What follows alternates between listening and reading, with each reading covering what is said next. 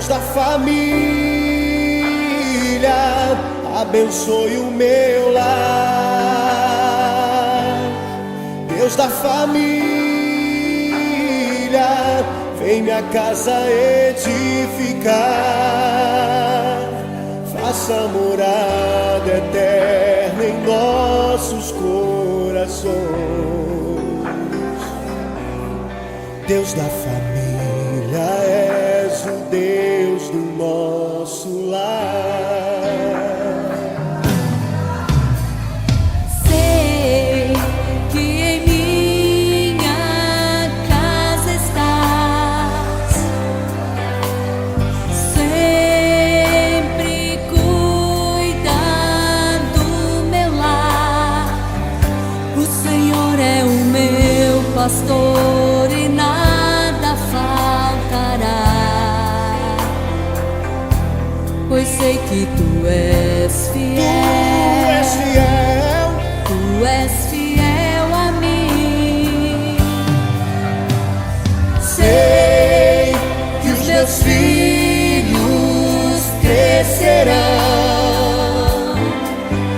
e terão as bênçãos de tuas mãos. Minha descendência vai a ti obedecer e frutificarão. Pela fé eu posso ver. Deus da família, abençoe o meu lar. Deus da família,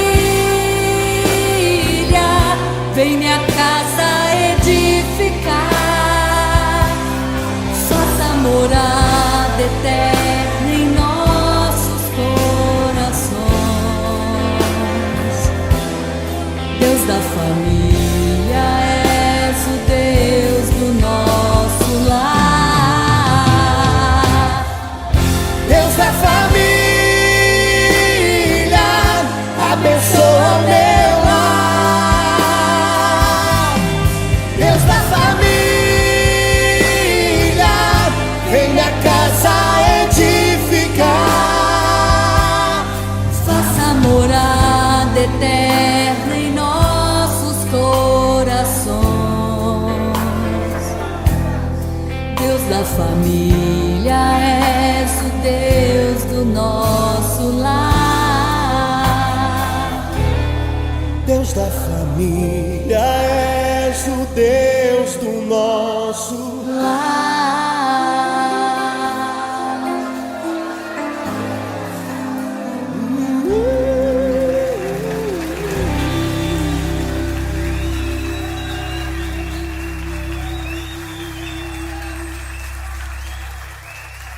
Papai do céu, abençoa a mamãe, abençoa o papai, abençoa o Boninho, abençoa a vovó Rai, abençoa o vovó, abençoa o vovó Daíse, abençoa a vovó Giza, abençoa minha vida, abençoa toda a minha família. Em nome de Jesus. Amém.